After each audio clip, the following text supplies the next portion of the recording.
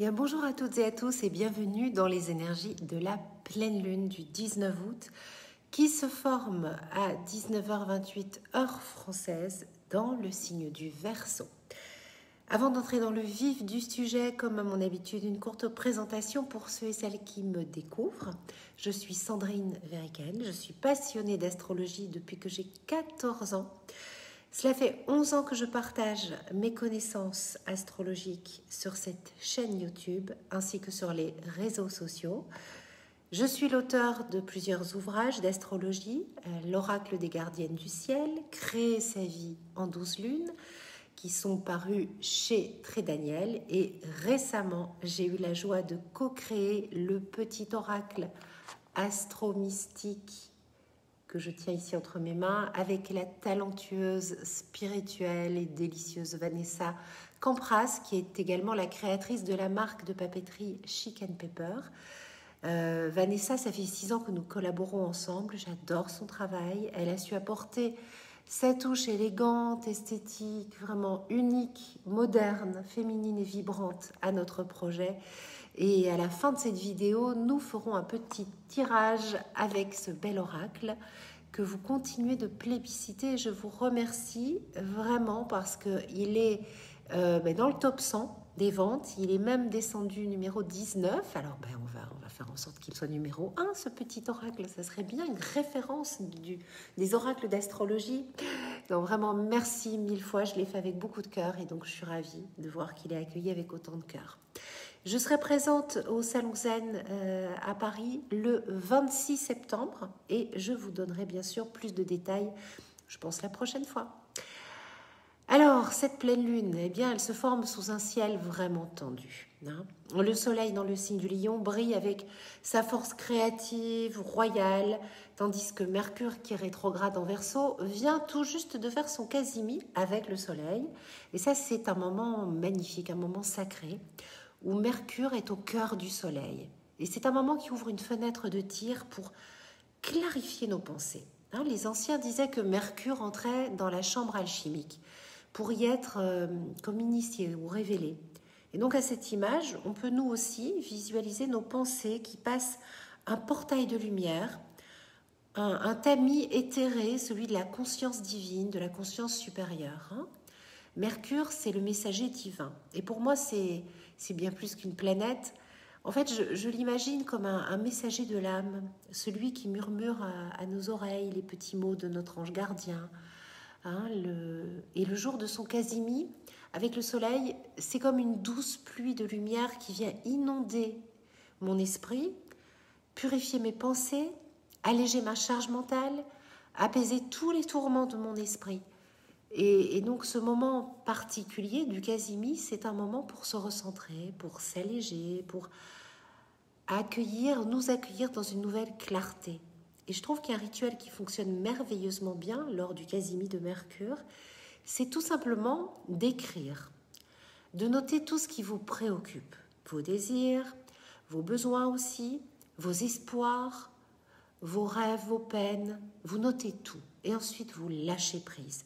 Et vous offrez cette liste à votre âme et vous demandez ce qu'il y a de plus juste, en laissant la vie prendre les rênes avec confiance.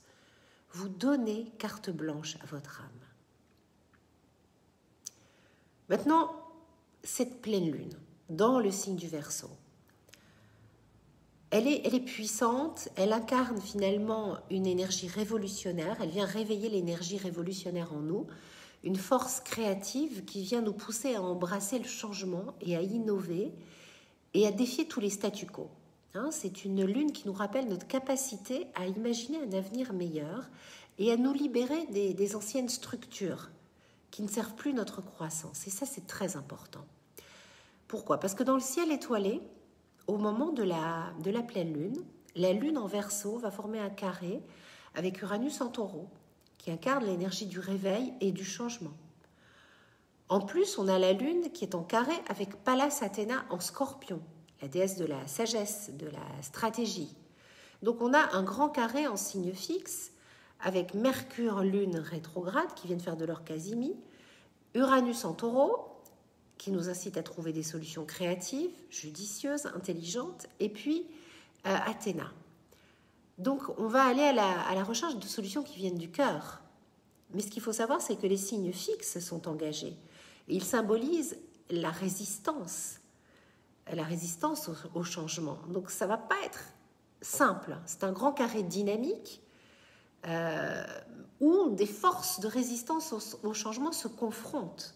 Et donc, on se retrouve dans une période à la fois de tension et d'opportunité qui est favorable à des avancées significatives, à des révolutions personnelles, mais on a un peu cette image du barrage qui doit céder ou qui ne peut que céder.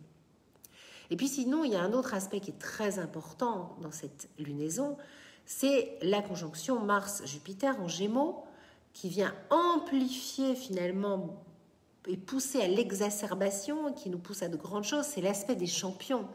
Alors Jupiter apporte de l'optimisme, de l'expansion, Mars de l'énergie, c'est idéal comme énergie pour les défis ambitieux, pour les compétitions sportives, pour se lancer dans une nouvelle entreprise audacieuse. Mais il y a quelque chose de très explosif, de très impulsif et conflictuel dans cette dynamique. Et finalement, ce qu'on peut dire, c'est que la confiance et l'enthousiasme de Mars et Jupiter, attention, ça peut amener à quelque chose de trop téméraire. Et puis surtout, ce qu'il faut savoir, c'est que cette dynamique céleste se heurte à une autre force tout aussi puissante, celle de Saturne. Car dans le ciel, si on dézoome, c'est l'heure du premier rendez-vous majeur du cycle entre Jupiter et Saturne. C'est l'heure du premier carré croissant. Et ça, c'est super important. En fait, cette pleine lune ne peut pas être étudiée sans cet aspect. Saturne, le maître du temps, de la discipline, et Jupiter, l'exagération, conflit entre le bien et le mal. Une planète bénéfique, une planète considérée comme maléfique par les anciens, sachant que Mars aussi est considéré comme maléfique. Donc un aspect qui n'est pas évident et que nous revisitons, nous revisitons les enjeux finalement de ce qui s'est passé en 2020, parce que cet aspect a été initié en janvier 2020. Et il est progressivement devenu de plus en plus visible. Et le moment du premier carré croissant, c'est un temps de crise, de réévaluation, de réajustement par rapport à la graine qui a germé en 2020. C'est comme une mise en lumière. C'est une révélation, une crise de conscience, une crise de vérité. C'est un cap à passer. Un petit peu comme le cap des 21 ans. En fait, c'est une étape d'autonomie dans un grand processus d'évolution collective. C'est l'oiseau qui prend son envol car il est temps pour lui de vivre sa liberté. Et là, Saturne, il est un petit peu, si on rezoome, celui qui dit c'est la fin des vacances, c'est la fin des JO, car Jupiter-Mars dans le signe des Gémeaux, signe du jeu, c'était l'aspect représentatif des Jeux Olympiques. Et We are the champions. Et donc, après l'enthousiasme, l'exaltation, retour à la réalité. Mais c'est aussi une énergie de sagesse qui vient calmer les ardeurs jupitero-martiennes, l'arrogance, la fanfaronnade. Et moi, la question qui m'est venue quand j'ai préparé ma vidéo et lorsque je pensais finalement aux aspects célestes du moment et au dialogue des planètes entre elles, notamment de cette configuration, c'est est-ce que nous allons vers une nouvelle crise sanitaire ? Eh oui, car cette conjonction Mars-Jupiter, comme je viens de le dire, c'est une force puissante qui est marquée par le triomphe, la compétition. On l'a vu, blablabla, les JO et tout ça. Maintenant, c'est aussi une énergie inflammatoire et clairement qui peut favoriser la propagation rapide de maladies respiratoires, puisqu'on est dans le signe des Gémeaux associé aux poumons. Donc le carré est formé avec Saturne en Poisson. Ici, il est crucial car Saturne, c'est une planète de restriction, c'est le maître du karma. Il impose un frein à l'énergie expansive de Mars et de Jupiter et il vient créer une tension interne puissante. Comme un obstacle finalement à une propagation où on va avoir peut-être à nouveau des mesures restrictives, en tout cas des limitations de déplacement. Peut-être, je ne fais qu'émettre une hypothèse. Car pour moi, ce carré, il symbolise finalement de toute façon, comme je vous l'ai dit, une réévaluation et un réajustement. C'est un temps de leçons karmiques où le passé remonte à la surface, où on est obligé de revoir, de transformer ce qui a été mis en place en janvier 2020. Et puis cette configuration, elle parle aussi de tensions sur les marchés financiers. La volatilité symbolisée par Jupiter en Gémeaux, amplifiée par Mars, rappelle finalement les événements de la chute tout simplement du 5 août, la chute boursière du 5 août, quand Mercure a entamé sa rétrogradation, où tout allait très vite, trop vite, et où finalement, quand on rezoome, on reprend de la hauteur, ce carré entre Jupiter, la croissance, Saturne, les restrictions, représente la dissolution de nos illusions économiques. C'est un carré qui nous invite à voir au-delà des apparences matérielles pour reconnaître tout simplement les vulnérabilités sous-jacentes de notre système financier. Donc c'est une période, il faut le savoir, qui va durer quand même jusqu'en juin 2025. Donc elle va être marquée, je pense, par des crises économiques, sanitaires, quelles qu'elles soient, qui vont refléter finalement la nécessité d'une transformation profonde et durable. Car cet aspect, c'est un portail de transformation intérieure. Alors, les crises extérieures, qu'elles soient sanitaires, financières, sociales, sont au fond spirituelles. Et elles reflètent notre besoin collectif et individuel de purification et de restructuration. Ce carré croissant entre Jupiter et Saturne, c'est une invitation à équilibrer un besoin d'une vie extérieure, mais qui ne va pas sans une vie intérieure riche.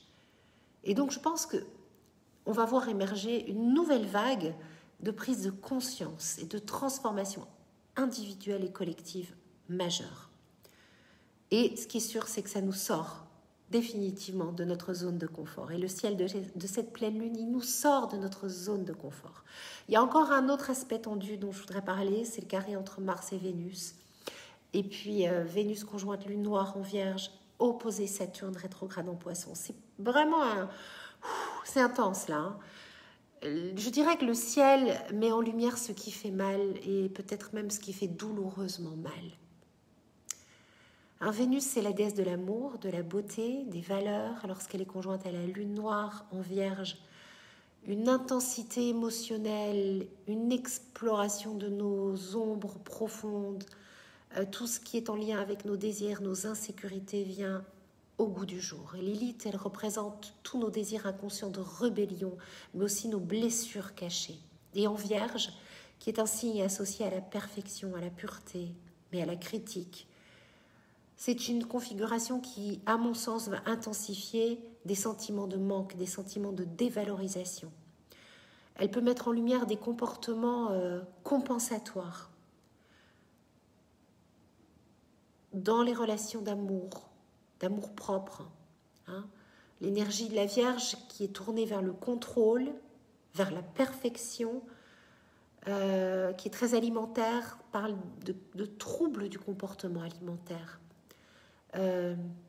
D'anorexie, de boulimie.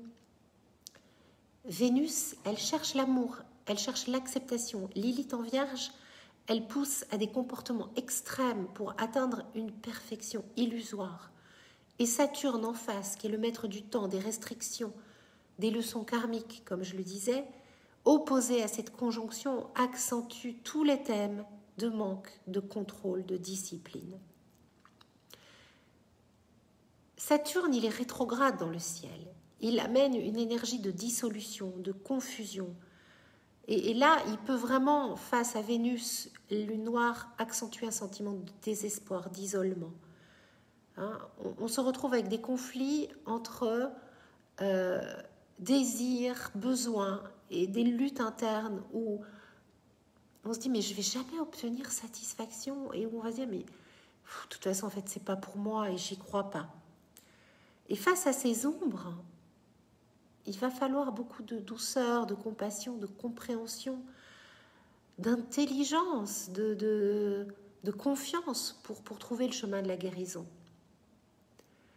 Donc pour moi, c'est une pleine lune qui ouvre un grand moment de transformation et de réévaluation, mais qui demande une grande sagesse, de clarifier finalement nos pensées au maximum pour ne pas tomber dans le piège de l'illusion, de la confusion. et d'aller explorer les recoins les plus sombres de notre âme sans plonger dans le dark. Je dirais avec beaucoup de courage, de compassion, en prenant le maximum de recul possible pour ouvrir un chemin de sagesse, de résilience, où on ne s'accable pas trop.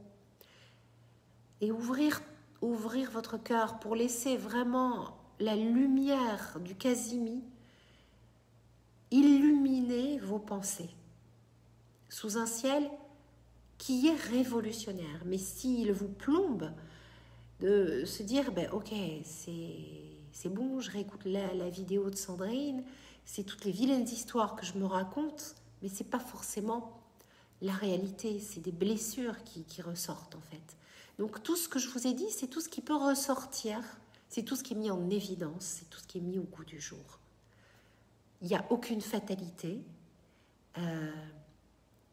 Retenez que on ouvre un grand chapitre avec Jupiter et Saturne, qui est ce moment où l'oiseau doit prendre son envol. C'est comme quand on a 21 ans et qu'il est temps qu'on parte de chez nos parents, qu'on aille vivre, on part faire nos études, voilà. Et collectivement, on en est à ce stade par rapport à ce qui a été initié en 2020. Et maintenant, individuellement, nous, on en est où par rapport à tout ce qui a germé dans cette fameuse année 2020. Voilà, on est à un rendez-vous de ce cycle qui a quand même marqué, qui nous a quand même profondément marqué. T'en es où, toi, par rapport à ce qui a été initié pour toi, individuellement, dans tes révélations, dans tes prises de conscience en 2020. C'est maintenant que ça commence avec le Kazimi, avec cette pleine lune, et ça va durer jusqu'en juin 2025. Donc voilà, il y a une nouvelle année, une nouvelle étape d'autonomie individuelle, collective, qui démarre maintenant. Donc je propose qu'on fasse un petit tirage de cartes avec le petit oracle astro-mystique pour que tu puisses voilà, voir un petit peu où ça te mène. Allez, pose une question et voyons la réponse. Oh, Uranus. Pour une pleine lune en Verseau, au carré d'Uranus, c'est pas mal. Et soudain, voilà le changement. Uranus est l'éveilleur du futur. C'est pour ça que je suis confiante. Voilà, vraiment, je suis confiante. En fait, pour moi, autant on était plombé en 2020 parce que cette conjonction, tout était très invisible, autant là, c'est un carré. Un carré, c'est un aspect dynamique, donc ça ne peut que bouger. Ça ne peut que bouger. Uranus est l'éveilleur du futur. Le message, c'est « je suis là », hein, c'est un petit mantra personnel, « je suis là pour expérimenter et pour vivre ». Donc je garde mon esprit orienté vers l'évolution et vers la joie. Je m'entoure de personnes originales, inspirantes, qui me tirent vers le haut. Et la réponse, c'est « tout va bien se passer, le meilleur est à venir ». Voilà le message au fond. Je me rends compte à la fin de cette vidéo que j'ai peut-être été un peu plombante et ce n'était clairement pas mon but. Mais j'avais à cœur de vous dire toute la symbolique qu'il y a derrière ces aspects qui ne sont pas évidents. Parce qu'on ne va pas faire semblant, l'astrologie des anciens, l'astrologie hellénistique, ça nous enseigne quand même que une maléfique, c'est une maléfique. On va le vivre, mais ce qui compte, c'est l'énergie qui est la nôtre, hein, et de resituer ça dans un contexte global. Et le contexte global, c'est que Uranus est là, et soudain, voilà le changement.